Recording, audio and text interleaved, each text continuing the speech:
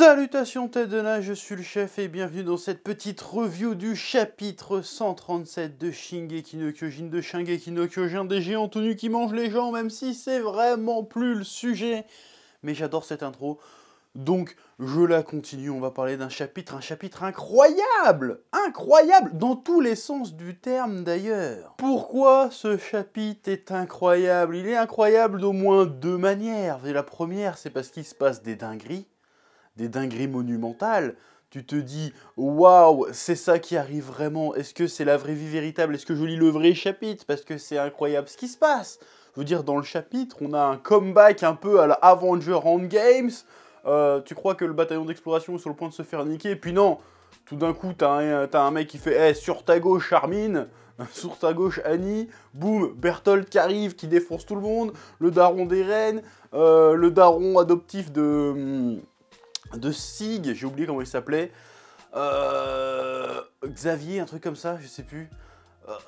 Voilà, t'as un comeback de tous les titans qu'on a croisés qui se mettent du côté du bataillon d'exploration, c'est incroyable. Tu te dis, mais qu'est-ce qui se passe?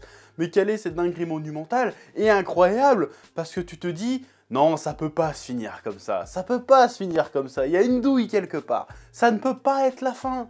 Ça peut pas être ça la fin. Ouais, il reste que 2 chapitres, mais ça peut pas être ça la conclusion. L'histoire peut pas... si tu veux, le conflit qui les oppose peut pas s'arrêter là-dessus. Peut pas s'arrêter sur un coup de chatte. Tu vois ce que je veux dire? Même si ça peut être super intéressant, mais ça peut pas se finir comme ça. C'est pas possible. Là, la fin, elle est trop shonen. Elle est trop shonen. Je sais que c'est un shonen, mais elle est trop shonen. Ça peut pas marcher. Ça peut pas marcher. Je vais y revenir. D'abord, je vais revenir un peu sur le début du chapitre et des trucs, 2-3 trucs intéressants. Mais après, on va parler de cette histoire de fin et s'amuser à théoriser ou à analyser des théories. Parce que là, c'est trop un délire. Oui. Pour début de chapitre, déjà, on a une petite... c'est Sik, Zek. Ah, je vais l'appeler Zek. J'ai du mal avec son prénom à la con, là. Sik ou Zek, je sais pas comment on prononce. Ça dépend en plus comment tu lis le truc. Qui nous fait une petite... tu sais, qui vire à moitié bouddhiste, le gars. Bon, alors, c'est l'idée que je me fais du bouddhisme. Ça se trouve, je dis de la merde. Donc, s'il y a des bouddhistes dans la commune, n'hésitez pas à me corriger. Loin de moi de vous froisser. Mais le côté, oui, en fait, la vie... finalement, la vie n'est qu'un processus biologique. C'est-à-dire que, bon, la vie, elle survit. Mais son but à la vie, c'est de survivre, c'est de se multiplier. Donc, il n'y a pas d'autre grande destinée. Il n'y a pas de sens particulier, en fait. Le vrai but de la vie, c'est de proliférer. C'est absurde. Donc il n'y a pas besoin de chercher de grandes quêtes, de grandes ambitions. On pourra pas se... En fait, finalement, les humains, les mortels, la vie est prisonnier de ce cycle de vie, de voir sans cesse se proliférer quelque part. C'est une lutte contre la mort qui est quelque part absurde, parce que de toute façon, on finit tous par mourir, et le but avant de mourir, c'est de se multiplier, de perpétuer l'espèce, sans autre but que de perpétuer l'espèce, et que la mort, la peur de la mort n'est qu'un processus aussi, n'est qu'un instinct. Parce qu'en fait, c'est pas dans notre nature de mourir, même si, bon, ça fait partie de la vie de mourir, mais d'avoir peur de la mort, c'est partie de notre nature. Et il dit peut-être que, finalement, vu que tout ça n'a aucun sens et que de toute façon, la vie n'est qu'une prison, parce qu'on est prisonnier de ce cycle infernal, ce cycle sans fin qui n'a pas d'autre but que de se perpétuer, peut-être que finalement, le fait de se laisser mourir, ça sera un peu une délivrance, ça sera un peu le moyen d'être libre, parce que de toute façon, nos existences n'ont pas de sens. Ça, c'est super intéressant. Il dit, ouais, non, même avoir la haine contre les autres, ça sert à rien. Vouloir sauver le monde, ça sert à rien, finalement. De toute façon, on est esclave de notre nature. Autant se laisser crever, ça sera une forme de libération. Et qu'est-ce qu'il balance, Armin parce qu'il n'a pas d'argument, Armin, finalement. Il est là, putain, mais il a raison, en fait. Ça sert à rien. Mais il fait, oh, mais non, mais moi, il y a mes potes qui sont en train de se battre, en fait. Donc c'est pas possible, je peux pas... T'as raison, mais je peux pas accepter ça en fait. Et tout d'un coup, il voit la petite feuille et il fait « Ah mais non en fait, ok la vie n'a pas de sens, mais y a pas besoin d'avoir de sens, il faut juste kiffer. » Moi, il raconte ses souvenirs. Moi quand j'étais courir sous l'arbre avec mes potes, bah c'était bien, tu vois. Quand j'allais visiter le marché, c'était bien. Donc peut-être que la vie mérite d'être vécue pour ces moments-là, pas parce qu'il y a pas besoin d'avoir de sens. Peut-être juste qu'on est là pour kiffer, alors autant kiffer. Et là, ce qui se passe à l'extérieur avec la fin du monde, bah ça va nous empêcher de continuer à kiffer, si tu veux. Donc j'ai bien aimé cette philosophie-là, si tu veux. J'ai bien aimé le débat qu'ils ont eu, quelque part. Bon, il a été convaincu assez vite. Avec le côté, il trouve la feuille devient la balle de baseball, il fait « Eh, c'est vrai que j'aimais bien jouer à la balle. Eh, finalement, c'est ça le sens de la vie. C'est jouer à la balle, c'est kiffer, en fait. Donc, j'aime bien ce genre d'épiphanie, si tu veux. Mais d'un côté, je me dis, putain, on n'est pas dans Naruto, les mecs.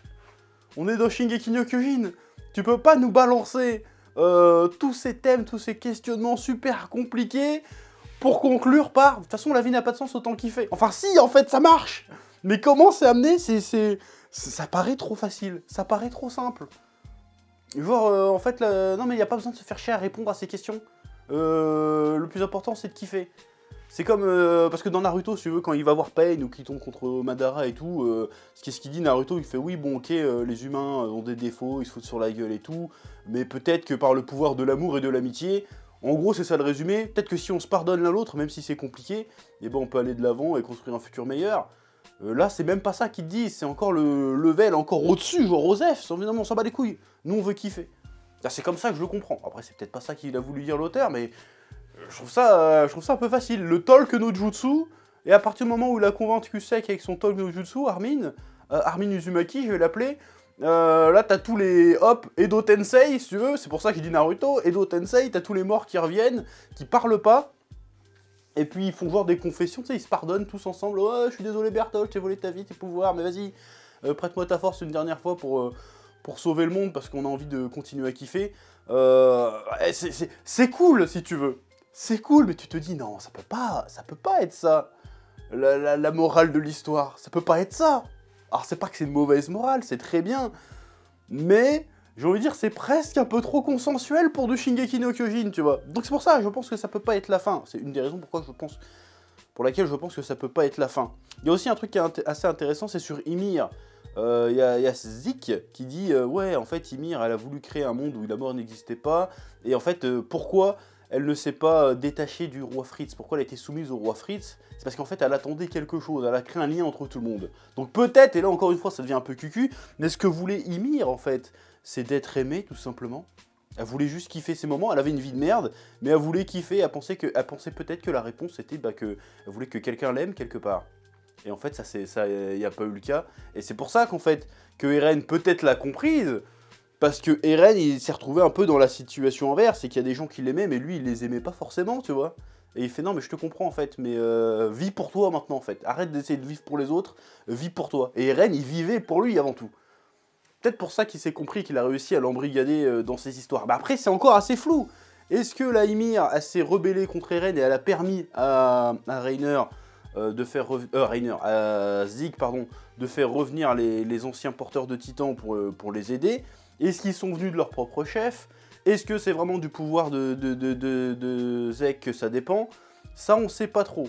Mais ça peut être intéressant de le développer un petit peu plus tard dans les 2 chapitres qui restent, parce que ce côté Ymir qui est là sans être là est assez bizarre, et pareil pour Eren qui est là sans être là, qui est très très bizarre aussi. Hein, d'ailleurs, ça va être le prochain point que je vais aborder.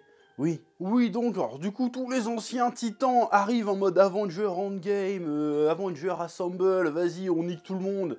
Et Jean arrive, il arrive à actionner la dynamite ou le TNT, je sais pas trop ce que c'est, bref, les explosifs autour de la tête de ce qu'on pense être le titan d'Eren, le titan originel. La tête tombe, le petit scolopendre, je sais pas quoi, l'espèce de mollusque dégueulasse, essaye de sortir, Reiner le chope, Armin va se faire péter. En remerciant tous ses amis, tous les titans, dans une case très stylée où en fait ils sont tous ensemble. Et au milieu, t'as Armin qui représente un petit peu l'humanité, qui représente un peu le sauveur, qui est assez intéressant.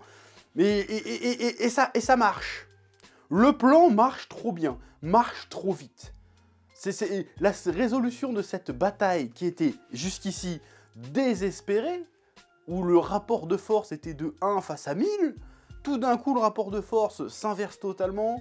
Tout se passe pour le mieux, tout marche, je trouve ça extrêmement chelou.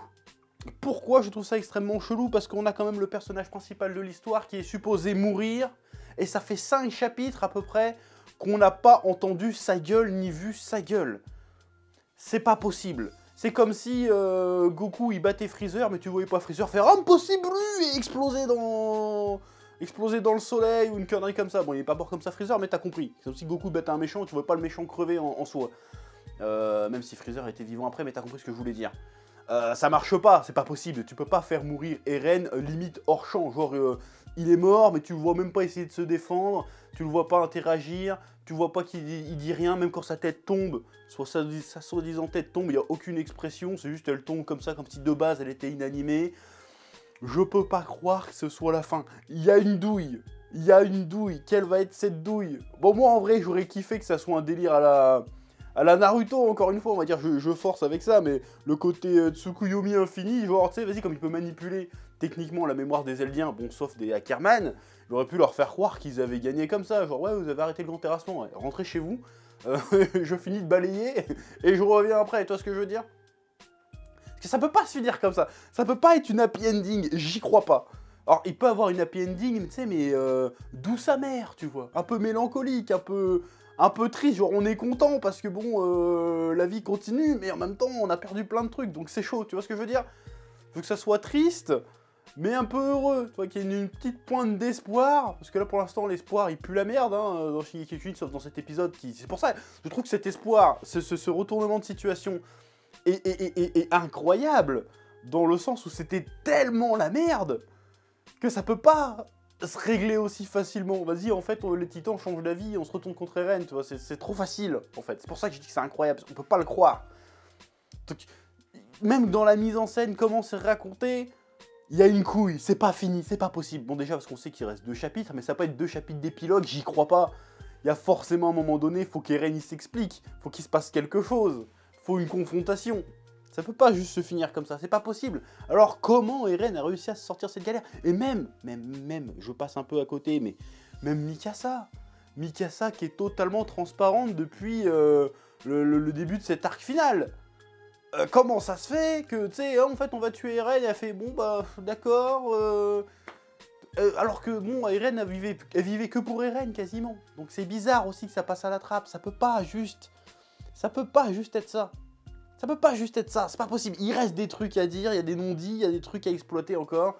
Je pense qu'Eren n'a pas dit son dernier mot. Alors comment ça s'est passé? Est-ce que cette fameuse théorie qu'on m'a partagée sur Twitter, que je trouve plutôt intéressante, alors je sais pas si ça va être ça, mais effectivement dans ce chapitre, il y a Zeke qui est mort, qui se fait fumer par Levi. Du coup, Eren perd momentanément le pouvoir du titan originel. Alors il l'a toujours, mais il ne peut pas l'activer, parce qu'il lui faut le côté sang royal qu'Eren ne possède pas. Mais qu'est-ce qui s'est passé 2-3 chapitres avant? Bah, il y a Historia qui donnait naissance à un moutard. Et le moutard en question est de sang royal. Et comme il est né au moment où Zeke est mort, bah, le pouvoir doit réapparaître dans un autre membre de la famille royale. Donc, si tu additionnes A plus 1, bon, bah tu te dis que le prochain mec qui a le pouvoir du sang royal, c'est le gosse à Historia, logiquement. Donc la théorie veut que... Bon, je te mets pas d'illustration pour t'expliquer la théorie, hein, y en a d'autres qui font ça très bien, mais je te l'explique. La théorie, c'est qu'en fait, depuis le départ, Eren est toujours sur l'île du paradis. Il est accolé par un câble Ethernet façon Titan Marteau. Tu te souviens, j'en parlais en plus dans la revue de l'animé, que je trouvais le concept du câble Ethernet pour piloter le Titan un peu con, parce que facile à retrouver, facile à contrer, mais que si l'ennemi ne sait pas que tu fais ça, ça peut marcher. Donc admettons qu'Eren, en fait, il est toujours dans une espèce de cristal, de chrysalide, sa tête est toujours dans une chrysalide, et qu'il a attaché un fil au titan originel qui allait lancer le grand terrassement. Ça veut dire que même s'ils ont coupé la tête du bordel, bah Eren, il est toujours là, sur l'île du paradis, et il peut aller choper le gosse d'Historia et réactiver le grand terrassement pendant que les autres sont sur le chemin du retour, si tu veux. Ça serait ça le plan. Et pareil, sur le grand squelette là, du titan originel, il y a des câbles qui partent de la colonne vertébrale tout du long. Et ben peut-être que c'est ce câble-là qui fait que l'autre ressemble à une marionnette. Du coup, en fait, Eren manipule tout le monde. Il fait croire à ses potes qu'ils ont réussi à arrêter le grand terrassement. Il rentre à la maison.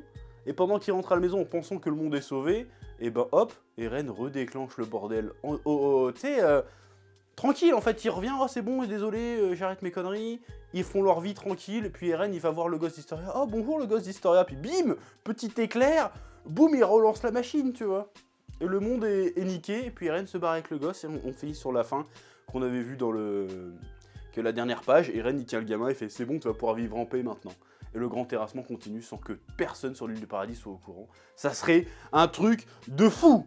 Ça serait une dinguerie. Je sais pas si je te l'ai bien expliqué, mais ça serait une dinguerie. Ou le côté de Tsukuyomi infini. En fait, vous avez tous cru que vous avez arrêté le grand terrassement, mais en fait, il n'en est rien.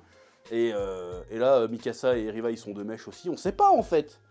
Donc, c'est pour ça que je crois pas à cette fin. Ça peut pas se finir comme ça. Symboliquement, c'est beau. Armin qui tue son pote pour sauver le monde et qui comprend le vrai sens de la vie. En fait, c'est les petits moments. C'est pas la grande destinée, ni la grande vision de la vie, c'est pas chercher un sens à la vie, le sens de la vie, c'est d'être vivant tout simplement, et de kiffer en fait. J'aime bien cette... finalement, il rejoint un peu la vision d'Eren quand il pense que Eren, c'est ça qu'il veut vivre et kiffer, mais pour pouvoir kiffer, il faut qu'il extermine tout le reste du monde. Parce que tout le reste du monde veut lui niquer la gueule et l'empêcher de kiffer. Donc quelque part, j'aime bien cette dualité, cette opposition. Voilà, donc bref, c'est à peu près tout ce que j'ai à dire sur ce chapitre, mais ça peut pas finir comme ça. Ça peut pas finir comme ça parce que la moralité serait un peu trop simple. Je veux que la morale soit un peu ambiguë, soit un peu floue, soit sujette à interprétation. Tu peux pas mettre un point final comme ça. Tu peux pas mettre autant de dingueries, genre pour te montrer que le monde il est sombre, il est dur, et finir sur... de toute façon, l'important c'est de kiffer. Va au marché avec tes potes manger des glaces, va te promener dans la forêt, kiffe ta vie. C'est pas grave, tous les autres problèmes de la société et de l'humanité, on s'en bat les couilles, tu vois. Ça peut pas finir comme ça. C'est trop simple. C'est trop simple et ça finit presque trop bien. Ça finit presque trop bien parce que ça nous dit Eren avait tort. Et j'ai pas envie qu'on me dise à la fin Eren a tort. J'ai envie qu'on me laisse la possibilité d'envisager que peut-être il a raison. Je pense qu'il a tort, si tu veux. Mais j'ai pas envie qu'on me dise qu'il a tort. Je veux qu'à la fin soit suffisamment ouverte, intelligente, subtile, complexe, pour qu'on puisse amener, pour que ça puisse amener à la réflexion. Qui avait raison finalement? Parce que jusqu'ici, il n'y avait pas de gentils, il n'y avait pas de méchants dans cette deuxième partie du manga. Il n'y avait pas vraiment de gentils, il n'y avait pas de méchants. Il n'y avait que des individus avec des désirs, des ambitions qui s'opposaient les uns aux autres, si tu veux. Alors que si tu mets un point final, en fait, il y avait ce méchant, c'était ça le mal, c'était ça le bien, ça gâche un petit peu pour moi l'ambition que je pensais déceler du manga. Voilà, ça ressemble pas à Shingeki no Kyojin de dire le mal c'est ça, le bien c'est ça. Je veux une fin qui me laisse réfléchir, qui me matrixe le cerveau et que je suis obligé de faire putain alors qui c'est qui avait raison finalement. Je veux lâcher un waouh, c'est trop balèze pour moi. C'est ça que je veux, parce que jusqu'à présent c'est ce qu'on a eu des trucs trop balèzes pour nous. Je veux un waouh trop balèze pour moi à la fin. Et il reste que 2 chapitres. Donc encore une fois, je le redis pour la 150e fois durant cette vidéo, ça peut pas être la fin. Ça peut pas être la fin, je n'y crois pas une seconde. J'y crois pas. Bref, c'est tout ce que j'avais à dire pour ce petit chapitre 137. Enfin, petit chapitre, incroyable chapitre. Hein. Je vais pas relever toutes les références parce qu'on sent pas les couilles. Moi, c'est l'histoire qui m'intéresse, comme d'habitude. Voilà, c'est génial. Chaque page, je faisais oh putain, les bâtards, truc de ouf. Mais en même temps, je peux pas croire que ça soit fini comme ça. Je le répète encore une 151e fois, je m'en bats les couilles. Bref, je te laisse le soin de mettre des pouces bleus, t'abonner, de me mettre en commentaire ce que t'as pensé de ce chapitre. Et j'ai envie de dire, putain, déjà plus que 2 chapitres. Plus que 2 chapitres. Je pense que, encore une fois, et je vais le dire, et plus que jamais, nous ne sommes pas prêts. Nous ne sommes pas prêts, bordel. Ouais, allez, que la passion te guide. Eh oh, tu vas pas te barrer comme ça, hein? Tu vas laisser un pouce bleu? Un petit pouce bleu, hein? Puis tu regardes aussi les autres vidéos? Parce que voilà, tu t'abonnes? Ouais? Ouais.